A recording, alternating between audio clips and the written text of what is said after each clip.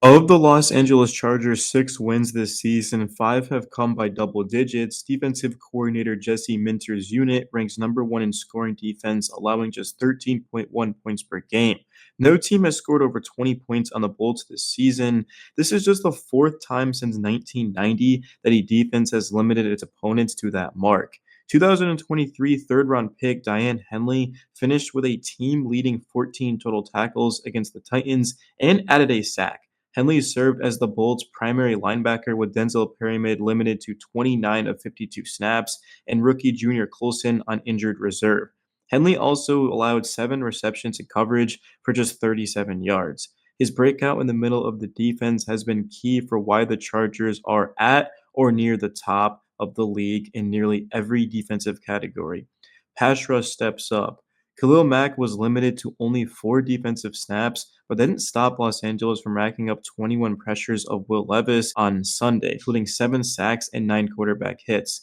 Tuli Tuipulotu led the way with 7 pressures and 2 sacks. Alongside Tuipulotu, 4 other players had a sack on Sunday: Henley, Poona Ford, Bud Dupree, and Joey Boza. Dupree had 2 sacks both on the same drive.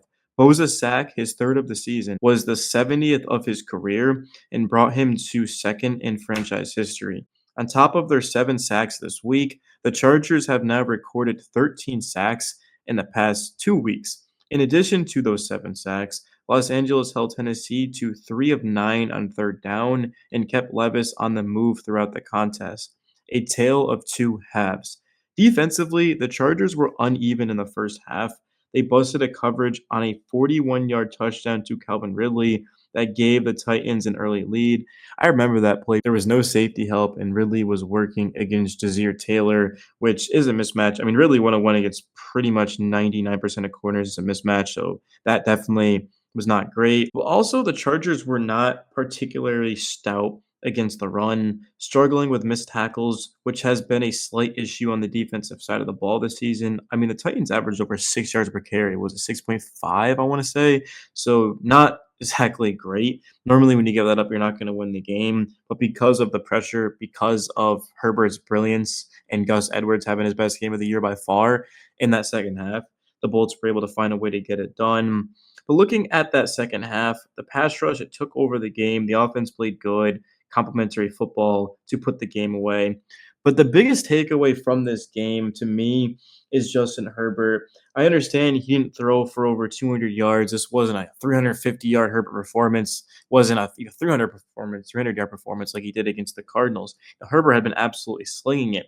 But the reason why this game was so impressive and one of Herbert's most impressive games of the season is because he was able to maneuver the pocket and evade pressure. He didn't turn the ball over. He was accurate. He got it into his guys' hands, which in this game happened to be Lad McConkey, Quentin Johnson. But Herbert's legs was what I was most impressed with, because if you look at the early on in the season after the Carolina game, Herbert wasn't able to move, which meant that the offense took a huge step back because all of a sudden they were forced to being a throw-heavy team. They weren't able to run the ball. Herbert didn't provide any sort of mobility, so he wasn't able to break out of the pocket. He wasn't able to keep it on design runs. The Chargers became one-dimensional. Because of that, the receivers weren't able to get open. That was my biggest concern in coming into the season is, do the Chargers have enough out wide? Because Mike Williams got released, Keenan Allen got traded to the Chicago Bears, and all of a sudden you're relying on McConkey, you're relying on Johnston, you're relying on Josh Palmer. Is that going to be good enough? And in this first half, it absolutely wasn't against the Titans. But in the second half, Herbert, he stepped up. He made plays. The defense kept the Bolts in the game in the first half, which is what they've done practically this whole season. The offense, it hasn't been perfect. When it's been down, the defense has been able to step up and make plays. So give credit to Jesse Minter.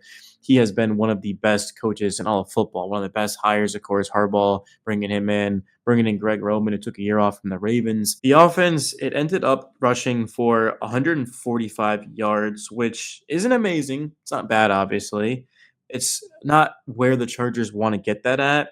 But when you're rushing for 145 yards with Justin Herbert as your quarterback, you're going to be able to do a lot of big things. And Gus Edwards deserves a lot of credit for having his best game of the season. Edwards goes out there, 10 carries for 55 yards. His first came back off the IR, so the Bolts, they're not just going to hand him the ball 20 times, especially because they have J.K. Dobbins out there who goes 15 to 50 for 3.3. Even though Dobbins wasn't impressive on the ground, he did have a 12-yard run.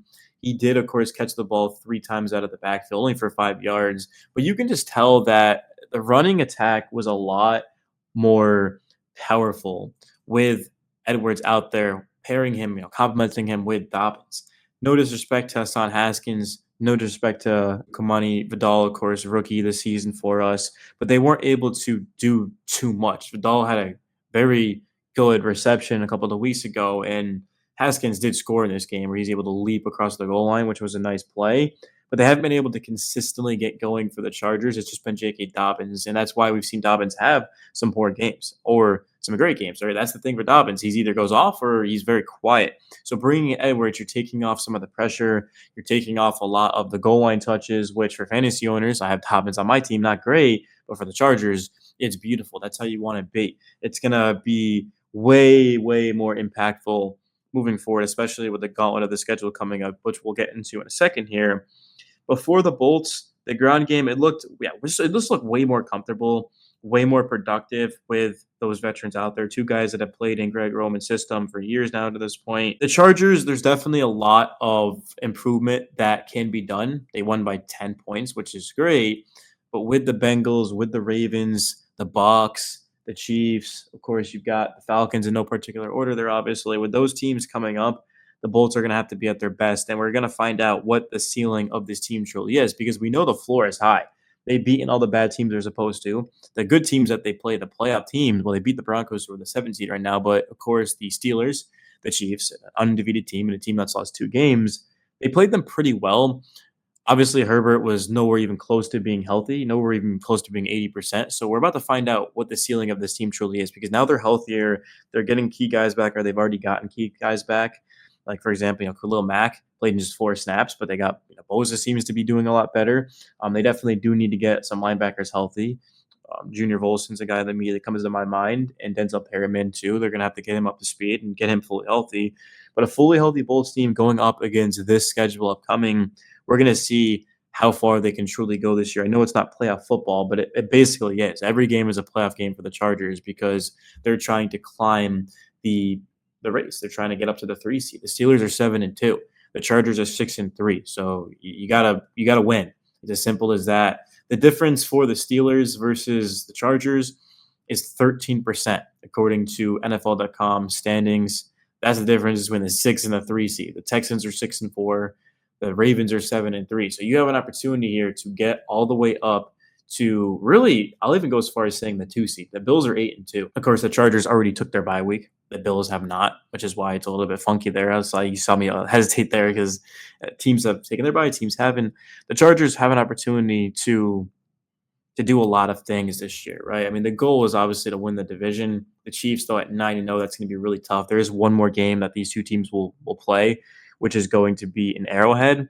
Before the Bolts, they're not trying to focus on what's ahead. They're just trying to focus on the now and winning games, which starts, of course, in Week 11 at home against the Cincinnati Bengals, which, again, was flexed to primetime Jets-Colts. Is now going to be the afternoon slate.